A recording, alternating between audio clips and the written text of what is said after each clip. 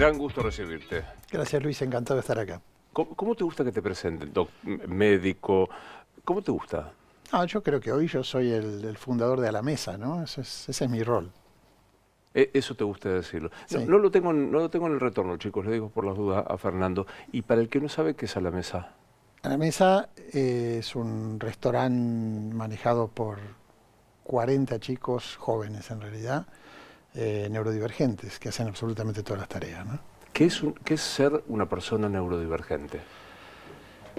Mira, quizás lo mejor para que entender que es ser una persona neurodivergente es poder pensarlo desde otro lugar. Imagínate que nosotros estamos aquí y de repente prenden una aspiradora y yo escucho una aspiradora, pero vos lo que escuchás es un taladro que te está entrando por el tímpano y saliendo por el otro oído.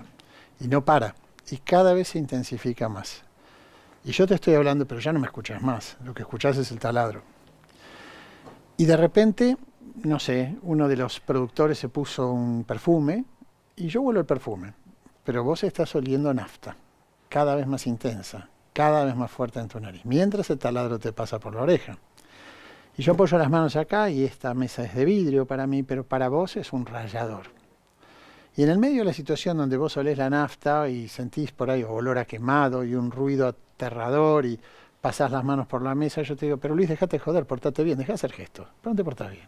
Pero, ¿qué estás haciendo? Estamos en la mesa charlando. Eso es ser neurodivergente. Y ahora vamos a charlar bien de A la Mesa para ir a comer, invitar a la gente que vaya a comer, que insisto, es un milagro de existencia. La neurodivergencia es una condición, una patología, ¿un qué? Mira, los pibes con neurodivergencia viven en gran medida, y esto no le pasa gracias a Dios a los pibes de la mesa hoy, una metaexistencia. ¿Qué quiere decir esto? Están permanentemente hablados por otros. Es decir, el pibe neurodivergente tiene a sus padres que están hablando con la psicóloga, con el psiquiatra, con la maestra, con el profesor de gimnasia, con el conductor del colectivo que los lleva y los trae, con el profesor de lengua, con el terapista ocupacional, con el terapista físico, con la directora del colegio. Ellos no hablan nunca. Entonces viven definidos por otros y van quedando cada vez más ausentes en lo que es la vida diaria. Metahablado se dice eso. Sí, metahablados. ¿Qué dijiste Sí, vos? metaexistencia. Una existencia sobre la existencia. Metafísica, Aristóteles, ¿no? Claro, sí. Más allá de... Sí. Entonces yo me cansé de eso. Eso me impulsó a mí a hacer A la Mesa. Por lo tanto, no estoy del todo claro qué es ser neurodivergente, pero de alguna manera ser neurodivergente es ser distinto a otros y tener algunos códigos, o muchísimos, depende del caso, que te posicionan a mirar la vida desde otro lugar. Eso es. Bueno, este año tengo un acompañante, para algunos se pone como bravo, mirar el paso del tiempo tan minucioso. ¿Qué te pasa? Nada, no miro, me gusta. ¿Te gusta? Sí. ¿No te preocupa el paso del tiempo? No, no me preocupa mucho el paso del tiempo. Sí, me preocupa el paso del tiempo. A veces me doy cuenta que ya no soy joven y no me encanta, pero no estoy mal con eso. La verdad que también creo que la vida te da el tiempo de aprender a no ser más joven, ¿no? Ahora vas a contarme bien y con detalle qué es A la Mesa. ¿A dónde está? ¿Cómo hace la gente que quiere ir a comer a la mesa? A la Mesa es un restaurante en Las Cañitas que tiene 4.9 sobre 5 puntos de calificación en Google que ningún restaurante de la capital que yo conozca tiene, ni los que la gente sabe que son restaurantes de absoluta excelencia. El Preferido, Don Julio, Ru, no sé, Fervor. Nadie tiene 4.9 con 800 y pico de opiniones. Es un restaurante que tiene puntaje ideal en TripAdvisor y es un restaurante que tiene un chef que viene a un restaurante 3 estrellas Michelin en San Sebastián, que hizo una carta que es enteramente realizada de punta a punta por pibes neurodivergentes que te reciben, que te llevan a la mesa, que te toman las órdenes, que te preparan la comida, que emplatan, que te atienden, te cobran y te acompañan cuando te vas. Eso es A la Mesa. A la Mesa es la viva demostración de que la integración real es posible y que no se trata de que la integración no se concreta en realidad porque la gente neurodivergente no puede ser integrada, sino porque la integración, primero, está mal pensada, y segundo, la integración verdadera requiere mucho trabajo, como casi todo lo que se hace bien, y ese trabajo es previo a integrar. Hay que pensar lo que uno va a hacer. Uno no sale a jugarle al Real Madrid y te encontrás en la puerta de la cancha con 11 amigos, te pones porque te hacen 136 goles. Uno hace un plan de trabajo antes. Eso es la integración y eso es a la mesa. Yo digo, googleo a la mesa y ahí puedo reservar ir a comer. A la mesa podés entrar por a la mesa Restó, @laMesaRestó, entras al Instagram y ahí podés ir a comer a través de las reservas. Entras en Google y tenés también una salida directa para reservar. O te venís a Maure 1643, que es la puerta de la mesa, y nosotros nunca dejamos a nadie afuera, así que obviamente se puede entrar. Bien. De hecho, a la mesa tiene un documental hecho por Juan José Campanella, que se llama A la mesa hay lugar para todos, y nosotros eso lo honramos. Así que... Bueno, después vamos a sobreimprimir y va a quedar ahí el Instagram de A la mesa. A propósito, ¿cuánto el hijo de la novia influyó en esto? Está buena esa pregunta, porque es mucho más de lo que se sabe. Yo vivía en Estados Unidos en el año 2001, 2002, no me acuerdo. Y una tarde mi hermano me llamó, mi hermano vivía en Washington y yo vivía en Baltimore. Baltimore y Washington están a más o menos 60 kilómetros de distancia. Yo trabajaba en un hospital muy importante, se llama Johns Hopkins. Mi hermano tenía una clínica de odontología que tiene en la ciudad, en Washington, cerca de Washington. Entonces me dice, che, juntémonos, vamos al cine a la noche. Y manejar 60 kilómetros para ir al cine un viernes a la tarde, ¿no? Todo un tema. Es un chino. Sí. Yo digo, no, pero escuchá, no, bueno, finalmente yo fui. Llego a la puerta del lugar y digo, bueno, ¿qué vamos a ver? Me dice, una argentina, se llama El hijo de la novia. Yo, no, pero, ¿sabés que vinimos? Sí, una argentina. Bueno, a mí el cine argentino me gusta, la verdad es esa. Pero dije, bueno, vamos. Y me senté y vi El hijo de la novia. Bueno, ¿te acordás? No sé si todo el mundo se acuerda, El hijo de la novia es Norma Leandro, que tiene un Alzheimer medio progresivo, ya en un estado bastante alto de pérdida de memoria, y Alterio que la cuida, y Darín que es el hijo. Yo tenía a mi mamá en coma, 8 años, y mi mamá había quedado mal de una cirugía, entró bien a la cirugía, y a partir de eso mi papá se hizo cargo de mi mamá, muy parecido a lo que era el cuadro de Alterio con Norma Leandro. Y yo miré la película y por otro lado vi, ¿no?, la enorme humanidad que tienen las películas de Juan, y dije, yo no me quedo acá, yo me voy. Entonces decidí que me volví a la Argentina y le dije a mi hermano, che, yo me vuelvo. Mi hermano se había mudado a Washington desde Minnesota para estar cerca nosotros, ¿no?, uno del otro. Y de repente a los año y medio, 2 años del que estaba ahí, yo le dije, no, yo no me quedo más, me quiero ir. Entonces, bueno, empecé a armar lo que iba a ser mi venida a la Argentina. Mi hija menor es neurodivergente y había nacido en el año 98. Y con los años surgió esta idea de hacer A la mesa, que surge un poco de toda esta historia que yo te cuento y de la necesidad de hacerlo en el marco de algo que se parece mucho a lo que Jorge Fernández Díaz llama el país bueno. A lo que el otro día una persona me dijo, el país de Mafalda, el país de la ética del trabajo, el país de las oportunidades, el país del bien por el otro. ¿Me dejás que sea grosero y te interrumpa? Sí, claro. ¿Tu mamá estuvo 8 años en coma? Sí. Vos sos médico. ¿Cómo transitaste sabiendo científicamente? Sí. Y sabiendo que lo que sabía científicamente aplicaba a uno de los seres que asumo fue uno de tus más amados en la vida. Como el hijo de una paciente, como te toca a vos, como le toca a todos, y me enseñó mucho. Y de alguna manera me afectó en mi condición de médico, porque una vez que uno es paciente y queda sentado del otro lado en las terapias intensivas y en los lugares donde la gente está realmente sufriendo, digamos, la manera en que se para frente a esas situaciones cambia mucho. Y a mí, de hecho, me cambió por completo, porque en el año 2009, en el año 2008, mi mamá falleció en el 2007. En el 2008 yo estaba viendo pacientes, yo era profesor titular en la universidad, qué sé yo, entonces nos íbamos a hacer un equipo enorme de gente en infectología, en pediatría, yo soy pediatra, y hacíamos recorridos del hospital entero, es un hospital de niños, imagínate el Garham, pero para arriba, pisos y pisos y pisos, un lugar impresionante, ¿no? Ese momento el mejor hospital del mundo. Y yo iba, y cuando entraba... Otra introducción. El mejor hospital del mundo. Sí, Johns Hopkins es alternativamente con, Clínica Mayo, y es el mejor hospital del mundo, sí. ¿Y recorrías, perdón? Y hacíamos los pisos, y yo era el jefe del equipo, y después yo tenía como un segundo, y después tenía médicos más jóvenes, estudiantes, gente de posgrado, qué sé yo, que venía, estábamos en una troupe Empezaba temprano a la tarde, tipo 2 de la tarde, por la mañana yo trabajaba en mi laboratorio, que yo me dedicaba mucho a la investigación, y a la tarde hacía esto, y nos alternábamos los profesores. Cada mes, 15 días uno, 15 días otro, cada tanto te tocaba estar ahí.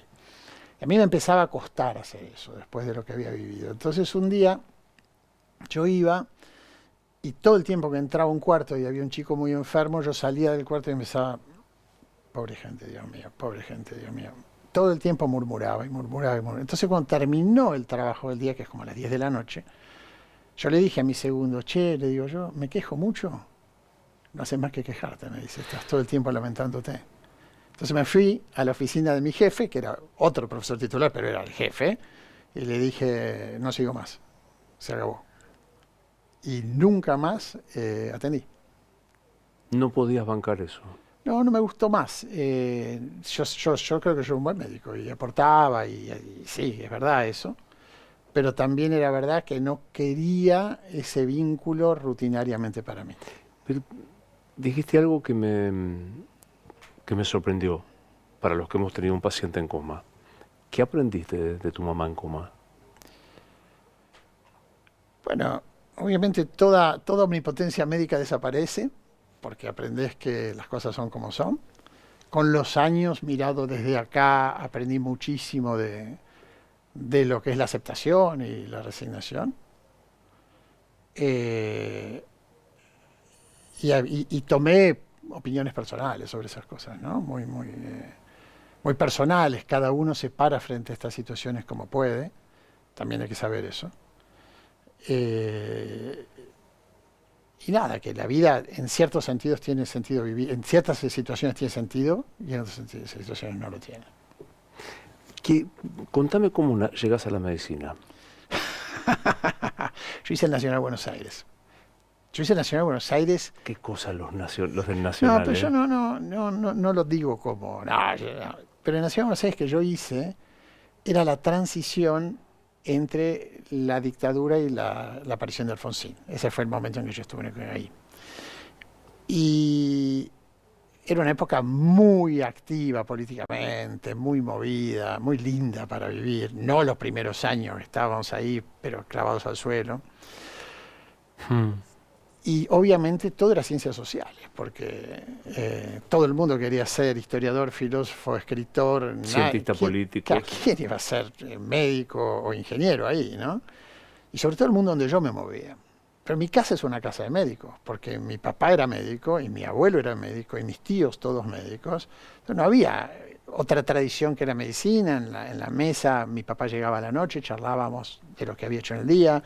Era muy común para mí acompañarlo a hacer visitas a domicilio después de las 8 de la noche, por ahí terminábamos a las 11, 11 y media, yo iba en el auto, entraba, me quedaba en el living de la casa de los pacientes, él entraba ahí a los chicos, salía y nos íbamos.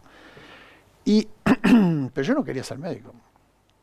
Entonces, mi viejo se desesperaba, ¿no? Para él era impensable que yo no sea médico. Entonces, al final, en el medio de una negociación infinita, hice un test de orientación vocacional. Yo sospecho que digitado hoy. Hubo algún empujecito, claro, ¿no? donde salió que yo tenía pasta para ser pediatra. Creo que tengo, pero no era mi primera elección y fui pediatra. Y después, cuando terminé mi carrera y sabía lo que me gustaba la pediatría, me gustaban las infecciosas, me gustaban 3, 4 cosas, todo el resto de la medicina no me interesaba. Una noche lo acompañé en una de estas visitas a mi viejo, a Otamendi, y él bajó y me dijo, me acabo de encontrar con Luis Prudent, que es un académico de la Academia Nacional de Medicina, es un neonatólogo legendario, tipo que viene de Harvard y para mí es como mi familia, y me dijo que puede contactar a un amigo y puedes hacer una rotación de un mes en Estados Unidos. Y yo lo miré y dije, yo termino la carrera y me voy de mochilero al sur. Se acabó, ¿entendés? Mi viejo casi se tira del auto. Mi casa era una casa intensa. Entonces mis viejos me empezaron, bueno, qué sé yo. Finalmente fui a hablar con Luis. Lo conocía yo, pero bueno, somos muy amigos. Y él me abrió los ojos a un mundo donde la medicina era absolutamente maravillosa. ¿Y a dónde fuiste? Y me fui a Michigan. Y estuve un mes, y cuando terminó el mes me llamó Jeffrey Mason se llama, es un tipo que es también una de las leyendas de la medicina, que era el director, y me dijo, quiero que te quedes. Y yo dije, no, yo me quiero ir a casa. Todavía me queda el viaje a Bariloche. Sí, bueno, de ahí me fui y volví, como sé, me fui de mochilero. ¿Literal? Sí, sí, sí. Y después volví a Estados Unidos, porque él me llamó, y estuve 2, 3 meses, y me ofrecieron una posición para quedarme 3 años. Y ahí de alguna manera se enganchó mi carrera. Que contale a los que no sabemos nada, sos una superestrella dentro de la medicina. Tus colegas te admiran, los colegas que importan te admiran un montón. Hago esta corrección. ¿Cómo es tu devenir académico y científico? ¿Cómo te encaminas? Bueno, yo te corregiría. Creo que fui una superestrella en la medicina. No hago nada, ¿no? Hace mucho que no trabajo en la medicina. Pero yo fui a Michigan. Primero, antes de ir a Michigan, volví a la Argentina. Hice 2 años de residencia en la Argentina, en el Hospital Francés. Después me fui a Michigan, hice 3 años. Y ahí había un infectólogo palestino que se llamaba Villara Fresh, que yo admiraba mucho, con el que todavía tengo alguna relación, nos escribimos. Y Villara me dijo, bueno, ¿qué vas a hacer? 1 año y medio yo estaba en Estados Unidos. Yo pensaba las cosas, viste, como en Argentina. Bueno, cuando termine veo qué hago. Claro. Tipo, faltaba 1 año y medio para graduarme y me dice, bueno, ¿qué vas a hacer? Digo, no, ¿cómo que voy a hacer? ¿Qué sé yo qué voy a hacer? Estoy recién entrando acá. Me dice, si no resuelves ahora no vas a hacer nada. Los puestos se llenan ahora para el próximo ciclo, que es el ciclo del posgrado. Entonces me ayudó a escribir cartas a todo Estados Unidos para el posgrado. El primer lugar al que fui fue Dallas a entrevistar. Me empezaron a llamar para que vaya. Yo era realmente un buen residente. Y me llamó un tipo que era también otro tipo recontra importante, al que yo admiraba mucho, se llamaba George McCracken, y me dice, quiero que vengas a entrevistar. Entonces yo le conté a mi papá, porque McCracken hacía un librito amarillo con el que todos los médicos en la Argentina escribían los antibióticos en pediatría. Entonces para mí era como te dicen, no, quiere Mick Jagger cantar algo con vos, ¿viste? Entonces mi papá se vino a Michigan y se fue conmigo a Dallas, a la entrevista con no a entrar, a acompañarme. Entonces yo llegué con mi traje a la entrevista con McCracken, golpeó a la puerta, nadie. Golpeo la puerta, nadie. Finalmente abren, no sé cómo, McCracken, que estaba adentro, y dice, ¿quién sos? No, yo soy Fernando Pollack, vengo por... ¿Quién? El tipo se había olvidado por completo la conversación conmigo. Entonces no había entrevista armada. Entonces el tipo me convidó a un café, qué sé yo, y me dijo, estoy muy interesado, pero una cosa totalmente desarmada. Yo volví y este tipo, Villara, me dijo, mira, Fernando, me dice, veamos todo, al fin y al cabo. Y me dijo, tenés que escribir a 2 lugares, me dijo, a Hopkins y a Harvard. Porque todo el mundo, hasta el tipo que te vende las verduras en la esquina de tu casa, sabe perfectamente qué es Hopkins y qué es Harvard en Estados Unidos.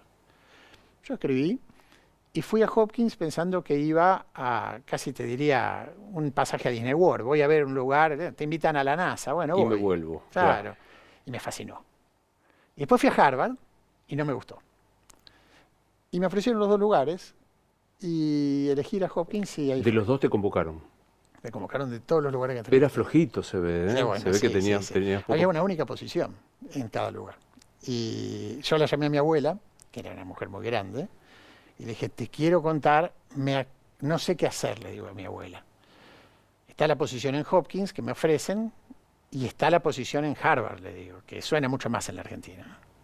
Aunque Hopkins es el mejor lugar para lo que lo hacía.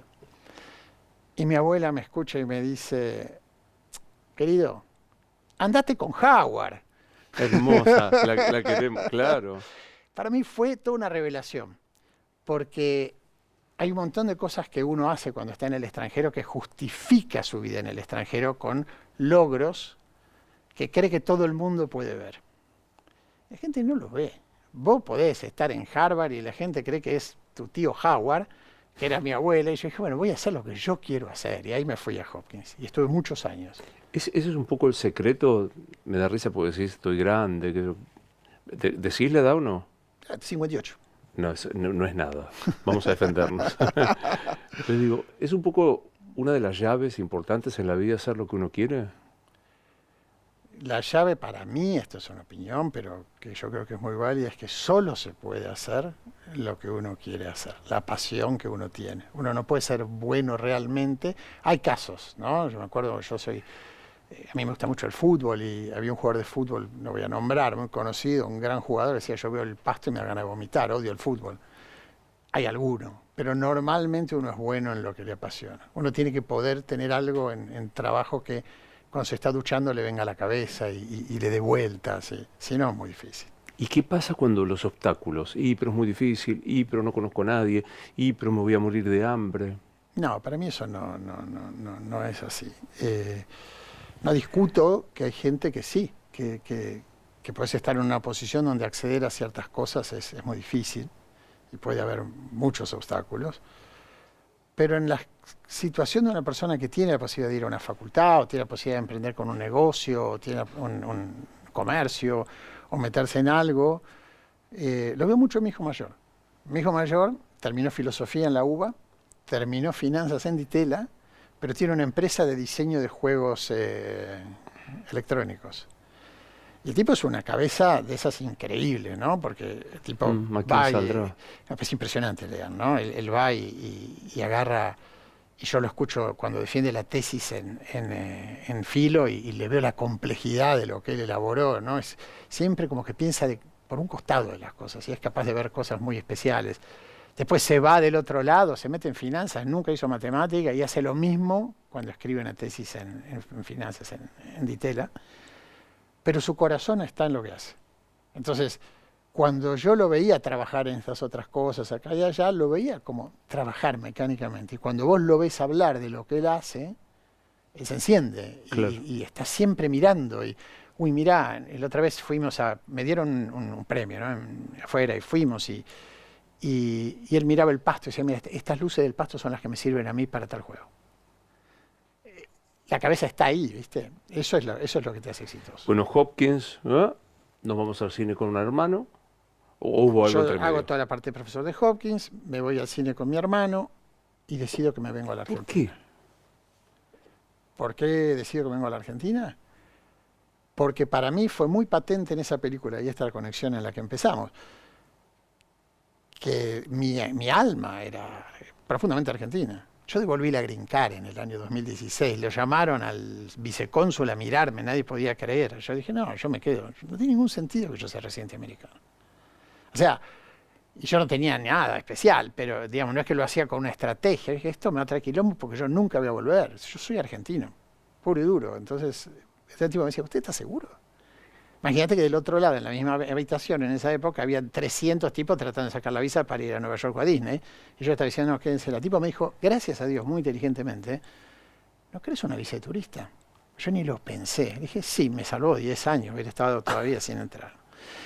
Pero lo que pasó ahí fue que la película, no sé, se enganchó con esa parte que a uno le falta afuera, que es la parte interna.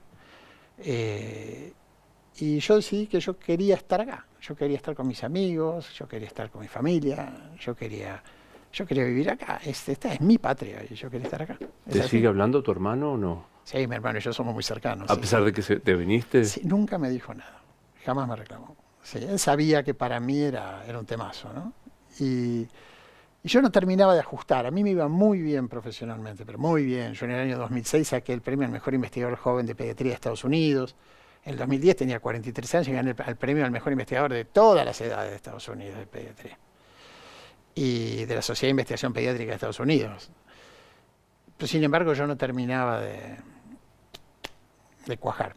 Y siempre tenía la sensación de que alguna cosa externa me lo iba a acomodar de alguna manera. El próximo ascenso, el próximo premio, la próxima casa, pero no pasaba. Y ahí dije, esto es otra cosa, y me vine. Es allá. Ahora, yo me vine, y muchos años más tarde, una vez, fue la primera vez que lo sospeché, estaba en Nueva Orleans. Pues me invitaban mucho, yo seguía siendo profesor, porque mi arreglo fue, yo voy a trabajar en la Argentina, pero voy a seguir siendo profesor extranjero. Yo dejé eso en el 2016. O sea que por 14 años virtualmente yo vivía acá, pero mi cargo era afuera. Y en uno de esos viajes te dejaban solo todo el día. Se juntan todos los jefes de todos los hospitales de pediatría de Estados Unidos y tiene que ir un científico a darles como un pantallazo de lo que se viene en el mundo. Entonces me tocó a mí. Entonces fui, hablé una hora y después me dijeron, tomatelazo, ahora vamos a hablar entre nosotros, es como un gremio.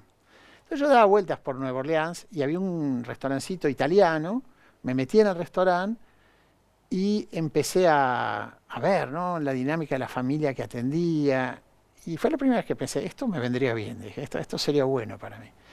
Y después, se repitió, se ve que tiene que ver con lo italiano, en un viaje con mis hijos, yo hacía todos los veranos viajes largos con mis hijos, donde juntaba un montón de conferencias y hacíamos, hemos hecho, a ver, parte de una idea, Francia, España, Holanda, China, Tailandia, Vietnam. Pues yo tenía conferencias, entonces las conferencias son como el recital de un cantante, vas 45 minutos a hablar y se acabó, después todo el día no tenés nada. Nada más que como no sos conocido, vos andás por donde quieras. Si viene acá, no sé, Sí, Sabina, claro. no puede ir a la esquina, pero a mí que no me cansé nada, entonces yo andaba. Entonces estaba buenísimo, nos pagaban ir ahí, paseábamos y hacíamos eso, hacíamos mucho eso. Una vez estábamos en Marruecos y yo, primera vez que vi esto, dije, esto tiene que ser un trabajo. Lo que yo haga para Julia tiene que ser la oportunidad de trabajar y construir una vida social alrededor del trabajo. Pero no tenía claro qué trabajo. Y después teníamos que ir a Ginebra y había una tormenta de nieve y quedamos varados en Roma. Fuimos a comer en una cantina. Y yo vi la cantina y dije, es esto. Es esto, es el espíritu de la familia que está atrás de la comida, el de los amigos, el de la cosa más tangible de verdad. A la mesa es muy atractivo porque a la mesa es muy genuino. ¿Cómo tomaste nota de que Julia era neurodivergente? Julia dejó de mirar a los ojos alrededor del año y pico, no hablaba, le molestaba mucho estar en lugares públicos y digamos, mi exmujer, la persona que es la madre de Julia, tenía un hermano que también era neurodivergente, entonces hizo más fácil hacer la conexión. ¿Y, Sí. y cuál es la expresión de esa neurodivergencia? Bueno, es una forma de autismo, ¿no? Es eso. Julia tiene dificultad con la palabra abstracta, con la construcción abstracta del conocimiento. Es muy pilla, muy inteligente para un montón de cosas y hay otras que no las entienden, básicamente. ¿En algún momento te preguntaste por qué a mí? No. Sí sentía, pucha, qué racha fraba, ¿no? Porque mi mamá en coma tantos años y mi hija con este pelote. Pero yo soy de hacer. A mí no me va a sentarme a mirar cuando las cosas pasan. Entonces, al principio de otras maneras, pero a la mesa no nació de que yo un día se me ocurrió, ¿viste? Claro. A la mesa fue una construcción de epifanía. muchísimos años. Claro. Estás en Roma, decís, es esto, es cocinar. En a la mesa no hay filos, no hay elementos cortantes, no hay fuegos. Contá cómo es a la mesa. A la mesa es la aventura más increíble que yo tuve en mi vida, por robo. Y yo hice algunas cosas piolas. Por ejemplo, yo encabecé mundialmente a los investigadores de Pfizer, que yo no soy investigador de Pfizer, pero los investigadores académicos que Pfizer contrató para hacer el estudio de la vacuna, que básicamente eliminó el riesgo de morirte de COVID en el mundo entero, por gran medida. Bueno, yo fui el primer autor de ese trabajo en el mundo. Me acuerdo, acá. Bueno, acá me acuerdo muy bien. Estamos ahí, si no me equivoco. En algún estudio de acá yo vine a hablar. Del otro lado, allá. Sí, me acuerdo perfectamente. Pleno COVID, hacíamos animales y vos viniste a hablar. Sí. Fuiste el primer científico. En esa época era, sí. Que investigaba la vacuna de Pfizer en el planeta. Era el que tenía a cargo la parte más grande en términos de voluntarios del estudio. El estudio tenía 154 centros en el mundo. Nuestro centro hizo, no me quiero equivocar, pero más o menos al voleo, entre 1 de cada 4 y 1 de cada 5 de todos los casos que licenciaron la vacuna en el mundo. Yo tenía un equipazo, ¿no? Gonzalo Pérez Marc, Romina Lipster, Diego Wagner, gente, Silvina Covielo, gente increíble. Y ahí en ese mismo momento paralelo nace a la mesa la idea. La mesa nació antes y ahí quedó dormido, un baile importante, los chicos en casa, toda la historia que conoces. Y cuando terminó eso y básicamente habíamos pasado el tormentón, que no es ni remotamente lo que la gente cree que fue. Eso fue inmenso. Inmenso desde el punto de vista personal, ¿no? Vos estás testeando una vacuna que tiene que salvar un montón de vidas, pero que no tiene información previa suficiente para saber si no puede causar un problema en algún caso. En ese momento, no hoy. Estás testeando una vacuna, puede no funcionar. tenés una fila de gente en línea para venir a vacunarse y estaba a poner María Isabel Sánchez. Y por ahí María Isabel Sánchez levanta 40 grados de fiebre y dice, estoy volando de fiebre en el programa y no te viene nadie más. Y vos tenés un compromiso ante el mundo entero de que vas a llegar tal día para que se vea si funciona o no funciona la vacuna. Y caminás de tu casa al hospital y la gente dice, vamos doctor, y fuerza doctor, pero la vacuna no la diseñé yo. Y si va a funcionar o no va a funcionar no lo sabemos ninguno de los que estamos involucrados. Y mientras tanto tenías los enfrentamientos conocidos entre Pfizer y el gobierno de Alberto Fernández, y tenías los temas de las elecciones en Estados Unidos entre Biden y Trump. Yo tenía 3 veces por semana, lunes, miércoles y viernes a las 8 de la mañana, reunión con el team de Pfizer de Nueva York, más alto, los vicepresidentes, para discutir estrategia. Yo salía, la gente pensaba, no, me vino a ver la garganta, pero era un baile mayúsculo. Y fue mucho, mucho tiempo. Fueron casi 2 años. Déjame hacer una digresión, porque cada vez que hablo con, me va a decir un ex, con un científico, pregunto por esos movimientos que por suerte acá no son tan importantes, de los que no creen en las vacunas. En las vacunas. Digo no creen porque viste que no son actos de fe. Bueno, contame. Mira, yo creo que en lo personal, lo que decir es muy controvertido. Cuando no afecta a otro, yo no tengo problema con una persona que no... La persona no tiene que creer lo que yo creo. Yo, obviamente, creo que hay una barbaridad de evidencia. Es muy sencillo, Luis. Ni vos ni yo estamos pensando en la polio, ni en el sarampión, ni en la meningitis bacteriana que yo veía a rolete cuando empecé a trabajar. Casi no vemos varicela. No existe más la viruela. El COVID nos tenía encerrados a todos. Yo me acuerdo cuando vine acá, estaba todo el mundo aterrado, era una época dificilísima. Mira, hoy dónde estamos. Eso tiene una única explicación, son las vacunas. Única. Para pensar que un estudio de vacunas está digitado, hay que imaginar que en un laboratorio original donde un grupo de científicos hace la vacuna, todos se alían para mentir y venderle esa vacuna a una compañía donde todas las personas que reciben esa vacuna para testear, que son los científicos que primero la ven en el laboratorio, también se juntan para mentir. Y mienten a todos los abogados de la compañía que se alían para mentir porque van a mentir. Y después contratan una compañía intermediaria en los países que miente también a las autoridades de los países para que los países reciban esa vacuna para testear. Que los investigadores de fase 1, que es la fase de seguridad de la vacuna, se juntan todos para mentir y ocultar las cosas que está haciendo la vacuna. Y los pacientes que sufren eso en su gran mayoría se lo callan para beneficiar a un señor como el señor Burns de Los Simpsons, que está ahí guardado frotándose las manos, que le pasan a la fase 2, que es un estudio de centenares de pacientes, donde pasa exactamente lo mismo y todos los médicos por conveniencia deciden ocultar los datos, y también todos los pacientes que están ahí y toda la gente que controla de los gobiernos, de las agencias independientes, de agencias regulatorias, periodistas, nadie se da cuenta, todo el mundo mete el verso y pasa a una fase 3 donde vuelve a suceder, pero esta vez estás hablando de miles. En el caso de estos estudios, 45.000 personas, 43.000, cada uno de ellos. Y después de eso se oculta todo esto y todas las enfermeras y las vacunadoras y las señoras que están preparando la vacuna en el laboratorio y los que sacan sangre y los médicos que están empleados para hacer el día a día y los médicos que dirigen y los directores y los que guardan y los hospitales y los comités están todos metidos en la misma mentira. Y después se lo pasan a los médicos, a tu médico y a mi médico, que viendo esa mentira mantienen el silencio y siguen jodiendo a la población y vacunan a sus propios hijos y a sus propias madres y a sus propios padres y a sus amigos. Y todo eso para que el señor Burns la pase bien. A mí no me cierra. A mí no me cierra. Ahora, que hay situaciones en que una vacuna puede hacer daño, absolutamente. Que uno puede discrepar con algunas decisiones o indicaciones de vacuna, absolutamente, ¿cómo que no? Uno puede pensar que tal decisión que es humana de un ente regulador, pero alguien tiene que tomar esas decisiones. Eso también es así.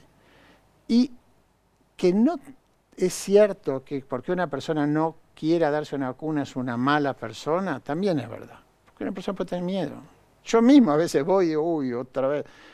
Es así. Y yo a veces no comparto decisiones. Y digo, no, esto no me parece, yo haría otra cosa. Pero pensar esta otra idea es una idea que para mí a mí no me termina de convencer. Vuelvo, Julia, vuelvo al proyecto aletargado de A la Mesa por todo lo que pasaba, hasta que finalmente decidís, vamos. Sí. El que entra a la mesa, ¿con qué se encuentra? A la Mesa es un lugar muy, muy feliz. A la Mesa es un lugar muy luminoso. A la Mesa es un espacio de reafirmación de cosas que muchos de nosotros, sobre todo la gente más 40, creo yo, más 30, no debiera decir eso porque el otro público no lo ve así, pero yo creo que sí, un poco hemos perdido. A la Mesa es un lugar donde el trabajo te hace mejor. A la Mesa es un lugar donde la amistad es un valor patente cuando ves a los pibes trabajar. A la Mesa es un lugar donde los empleados son los primeros hinchas del emprendimiento. A la Mesa es un lugar donde la rivalidad es invisible o no existe. Yo no la veo. Entonces, los pibes se alegran por el éxito del otro. A la Mesa es colorido. Todos los uniformes de la Mesa están hechos por Martín Churba y son todos distintos, son los estampados de Tramando de los últimos 20 años, o sea que todo el mundo tiene una base, un uniforme blanco de cocinero de lo que todos somos, pero tiene la diversidad de que cada uno es diferente. A la Mesa es un lugar lleno de verde, es muy lindo de estar, lo hizo una mujer que se llama María Laura Berardo, que es la misma que hizo Moy, que es la misma que hizo cosas de Escola Greco y cosas en el extranjero, que es una arquitecta extraordinaria. Y a la Mesa es un montón de estrategias que son invisibles a los ojos del comensal, pero no a los ojos de los empleados. Por eso en A la Mesa el empleado es neurodiverso, y eso siempre es una charla que tenemos, y no neurodivergente, no diverge de la media. La media ahí adentro está trazada así. El que no ve es el comensal. A mí me hace acordar mucho, hace muchísimos años yo fui con mis viejos a ver a David Copperfield. Y David Copperfield volaba arriba del teatro, ¿viste? Y yo lo veía y sabés que no vuela. Decía, ¿cómo hace este tipo? Pero vuela, ¿no? Bueno, a la Mesa es así. A la Mesa es un lugar donde vos ves un servicio de primerísimo nivel. A la Mesa hizo un pop-up con Fernando Troca hace un mes y medio espectacular, donde Fernando cocinó sin cuchillo, sin fuego y sin balanzas, igual que en la Mesa, un menú completamente distinto para los comensales. O hizo la semana pasada con Roberto Petersen un locro para 600 personas en la calle. Sin fuego, sin filos. Sí, sí. No se puede, Fernando. Todo No se se puede. puede hacer no se puede hacer un restaurante con un chico que tiene autismo. No se puede. Bueno, no quiero caer en la política, ¿no? Sí, pero se puede. Porque somos viejos y nos acordamos del sí se puede. Exactamente. Hay gente que no sabe ni lo que claro. Pero verdaderamente se puede. Lo que pasa es que hay que pensar.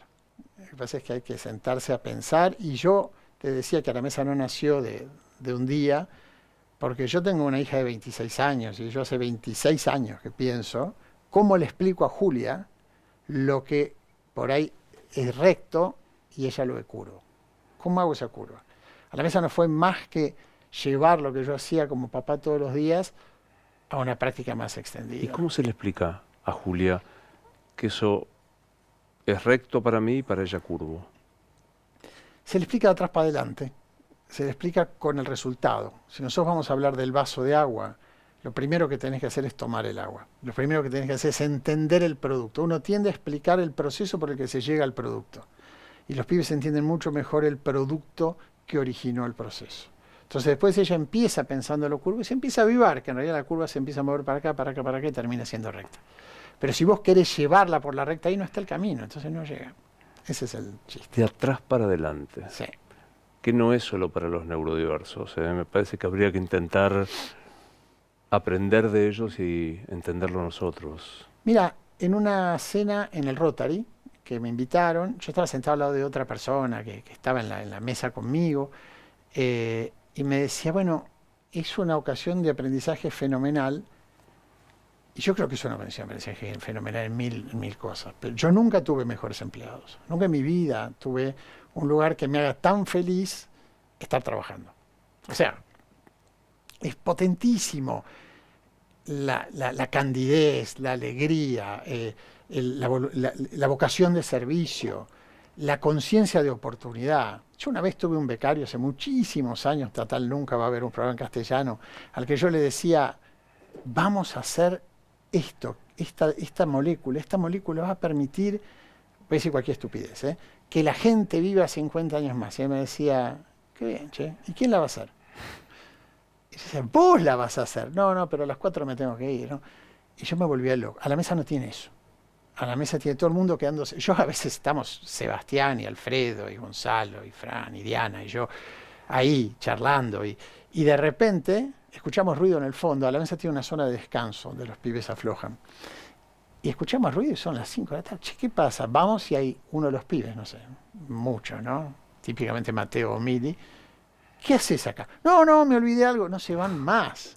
O sea, es un lugar la gente no se quiere ir. Me pareció leer o escuchar en algunos reportajes, no sé si fue Julia, que la llevaste a comer a un restaurante y que buscaba la zona de descanso. Ese fue el hijo de Fede, Blas, que le dice a Fede Andajasi, papá, ¿y dónde está la zona de descanso?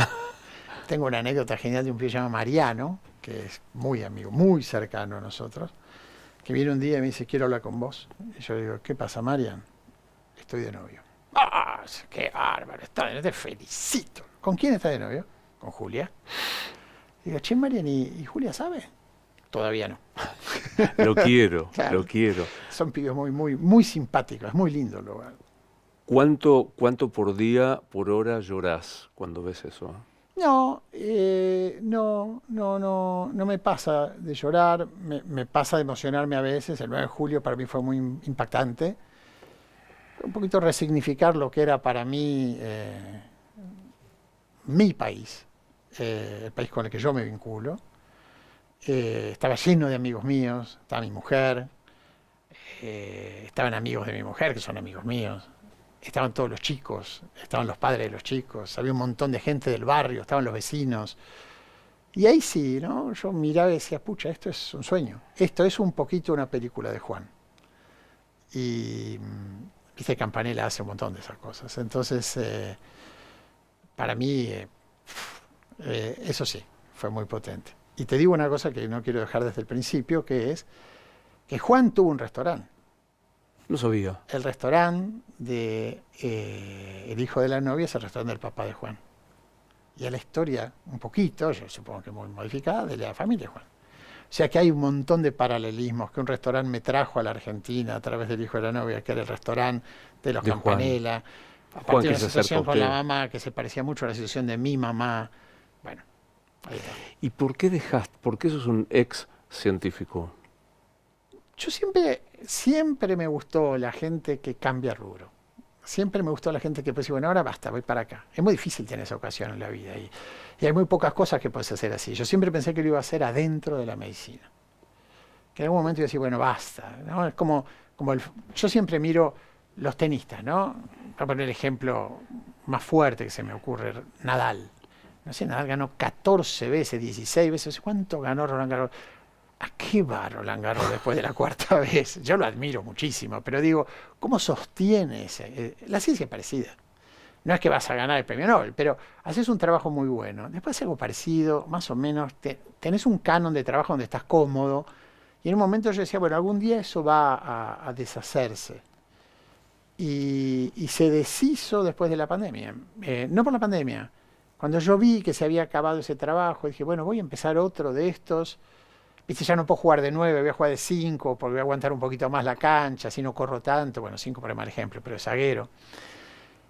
No, dije, voy a hacer otra cosa. Y lo que era patente era esto era muy difícil de escapar, porque convoca, porque tiene un montón de condimentos muy lindos que están afuera de lo que yo sé hacer, pero puedo aprender de un montón de gente, de Martín, de Churba, de Juan, de Ono, el cocinero, bueno, de repente, no sé, me siento a charlar con Pablo Rivero, el creador de Don Julio, y lo escucho hablar de la mirada de él, de lo que es restauración y qué sé yo, digo, y bueno, si no, no tendría la ocasión, estaría haciendo lo que hago siempre, entonces es bueno. ¿Y con qué soñás, Fernando?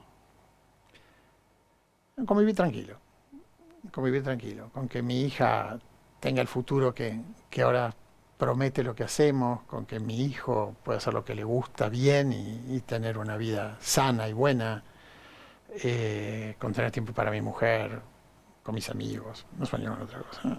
Es eso. ¿Y cuál es el sentido de la vida? Es ese. Es ese sueño. Es eso. Todo lo demás, ¿no? Es, ¿cómo es? Furia y ruido.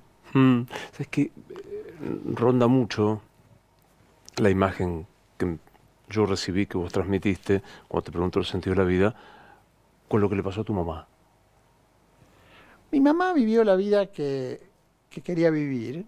Mi mamá murió la vida que le tocaba por cómo eligió vivir. No es la misma medicina, la medicina sofisticada de Estados Unidos y la nuestra.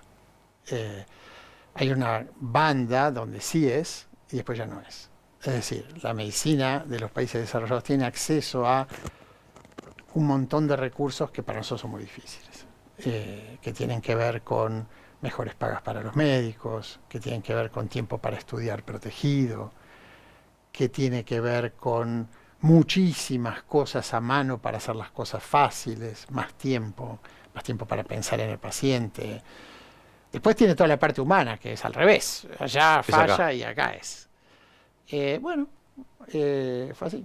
Entonces, yo siempre pensé eso. Pensé, bueno, una vida más breve, pero muy buena. Podés no contestar porque en estos tiempos de tanto dogmatismo, de tanta furia, no quiero que quede empañado por algo que ligues si te pregunto esto, así que lo pregunto igual. ¿Qué sentís cuando ves lo que pasa en el Garrahan? Bueno, a mí me parece que en general, para tratar de dar la respuesta de la manera más abierta posible, es muy importante que los médicos de un país estén bien cuidados porque son tus médicos. Te van a atender a vos. Eso es muy importante. Uno no se tiene que olvidar. Y va más allá del Garrahan. Es el Garrahan y es más allá del Garrahan. Cuando vos vas al médico y el médico cobra 15 lucas por atenderte, tienes que pensar que te atienden por 15 lucas. El médico tiene que juntar cuánto para después que su propio hijo vaya a algún lado a hacerse ver. Yo siempre decía en la pandemia, no, hay que cuidar a los médicos. Los médicos son, en última instancia, tus médicos.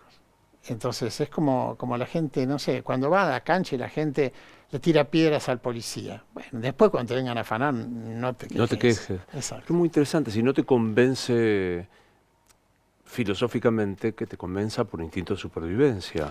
Bueno, el instinto de supervivencia está en todo, ¿no? Siempre, y me parece a mí que ahí es muy patente. Eso la responsabilidad en la sociedad es muy amplia, ¿no? ¿Quién te viene a ver en la ambulancia? ¿Cuánto sabe? ¿Qué instrumentos tiene para atenderte de los últimos que hay en el mundo? ¿Dónde te atendés vos y dónde se atiende tu representado? Eso da para escribir libros, ¿no? Sí, claro. No es hoy. Da para escribir libros. Entonces yo creo que es eso, ¿no? Lo mejor que te puede tocar es tener grandes médicos para estar lo más cuidado posible. Vos y tu familia y tus amigos, tus seres queridos, la gente que vive alrededor tuyo. ¿Sí? ¿Qué aprendiste de tu papá, aparte? Un tonazo aprendí de mi papá. Aprendí prioridades, la prioridad de la familia, la prioridad de la candidez privada. Mi viejo era un tipo que aparecía firme, pero que era muy divertido y muy cándido entre casa. Aprendí ese motor enorme que yo tomé de ahí, que es ese motor del deseo en el trabajo, del deseo en hacer. Mi viejo era un hacedor, sin duda alguna. Y en otras cosas éramos muy diferentes, ¿no? Él era un médico constitutivo. Yo tengo un amigo mío, se llama Diego Wagner, que es médico por definición. Cuando nosotros hacíamos la carrera, yo estaba en la casa de él tirándole al aro de básquet toda la tarde y él estudiaba y él me explicaba después, porque a mí... Ahora, mi papá era así. Mi papá, era el que estudiaba. Mi papá no solo eso. Yo era muy estudioso y me fue súper bien en la carrera, pero no tenía eso adentro. Mi papá era médico, era parte de su ADN central. Ontológicamente médico. Exactamente. y un apasionado, ¿no? Un tipo que las cosas lo tomaban. Y bueno, yo soy parecido. Eso lo aprendí de él. Entra por ahí tu papá. ¿Qué le decís? Creo que no. Ahí no puedo ir. En todo sentido. Tampoco me quiero ir con él, ¿no? No, claro. No, total, Sí, total. sí. Entra por ahí Fernando Pollack a los 16, con 40 de experiencia. ¿Qué le decís? Bueno, creo que le diría que nunca me imaginé las vueltas que iba a dar mi vida. Que nunca me imaginé lo que parecía, viste que uno... hay una canción de Drexler que dice que habla de los 40, creo que es la edad que se acaban las certezas. A mí se me acabaron antes. Pero esa idea de, no, yo voy a tener una familia así, asá, y voy a tener el consultorio. Mi vida se fue por lugares insospechados. Inmensamente ricos, en el sentido espiritual, inmensamente intensos. Tuve mucha suerte, pero laburé mucho, laburé mucho en cuidar a mi hija, laburé mucho en cuidar a mi hijo. Yo creo que mejor que nada soy papá, por afano, mucho mejor que científico, mucho mejor que todo. Y en ser el mejor marido de mi mujer que puedo. Hay que preguntarle a ella, por eso soy más cuidadoso. Yo creo que mis hijos, claro, pero estoy seguro que hago mucho. En ser buen amigo, en que mis amigos me quieran, en vivir en un lugar donde yo me levanto a la mañana y siento que estoy en el lugar que tengo que estar.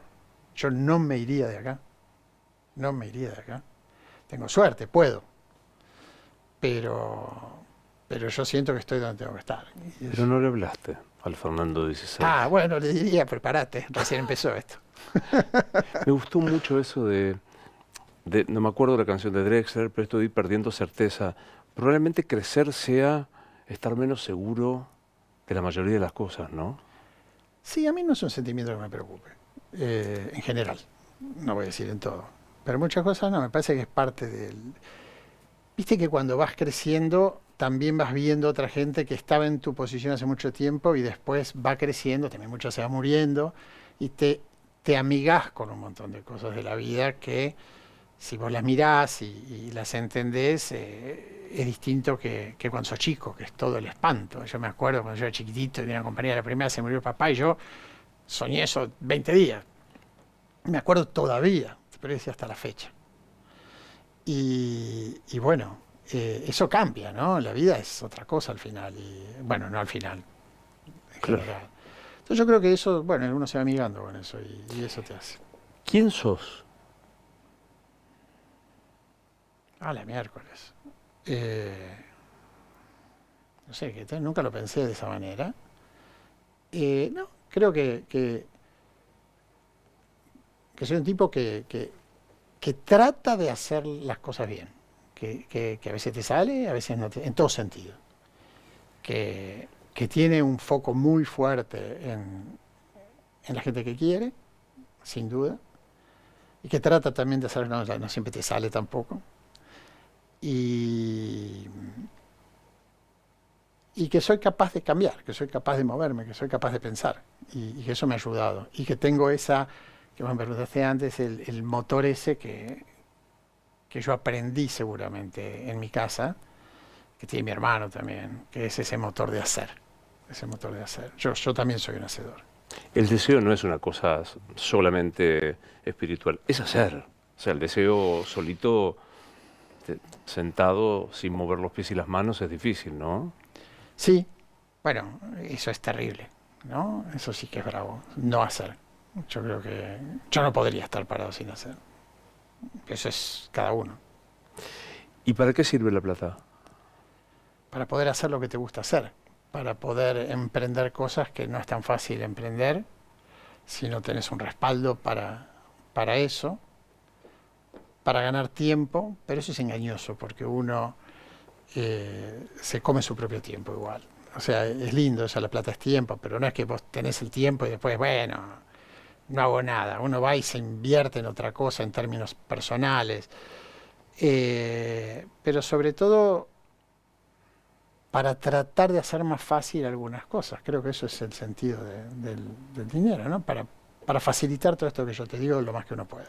Estoy pensando en un papá, una mamá, un hermano de un chico neurodiverso que nos está viendo lejos de acá, se salta en Tierra del Fuego, que se siente solo, que no sabe dónde buscar ayuda, que no... Háblale. Mira, yo creo que a la mesa lo que muestra es que verdaderamente se puede hacer algo. No hace falta hacer un restaurante con 30 pibes, no hace falta nada extraordinario, no hace falta gran nada. A la mesa la voluntad de hacer y pensar desde otro lugar, y ese lugar es el lugar en el que no te alcanza más que te iluminen de azul el obelisco el 2 de abril, que es el Día del Autismo.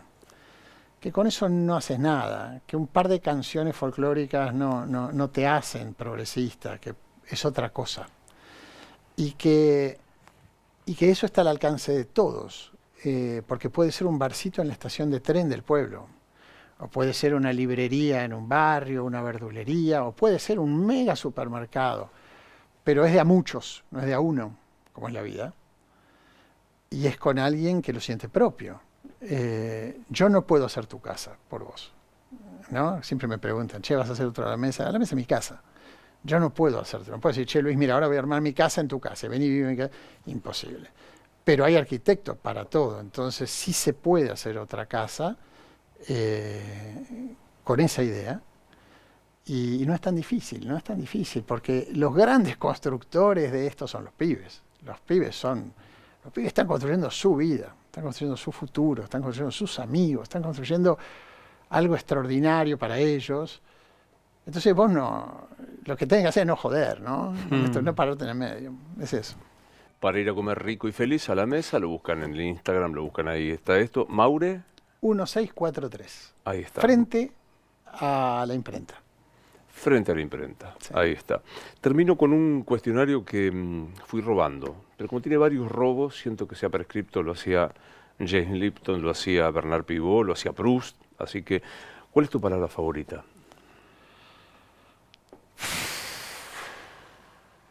Qué malo soy para estas cosas. Creo que son familia, amigos, es eso. La palabra menos querida. Lo odio. ¿Cuál es el sonido que más te gusta en la vida?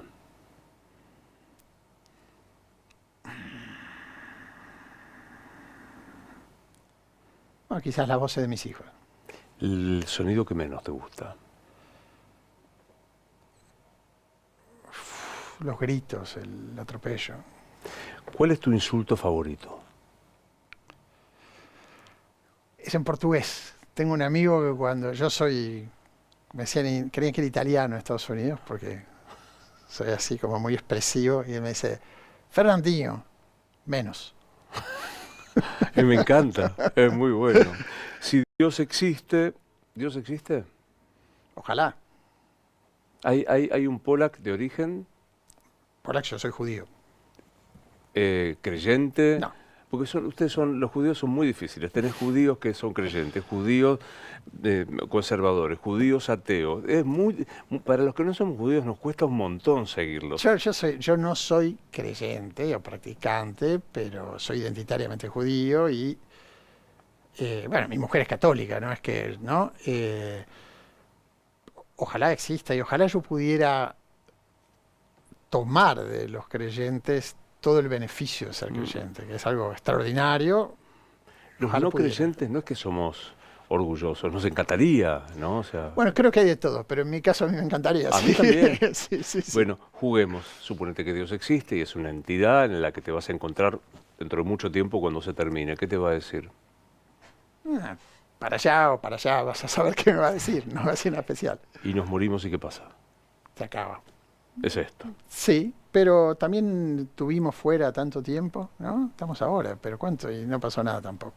Yo lo veo también, te falta mucha gente, ¿no? A lo largo de la vida y, bueno, hay otros que siguen, es eso, no hay mucho más. Hay que hacer de cuenta que es como digo, para siempre, pues si no, no se puede construir. Placer enorme, mi admiración. Muchas gracias, Luis, gracias de nuevo. Gracias.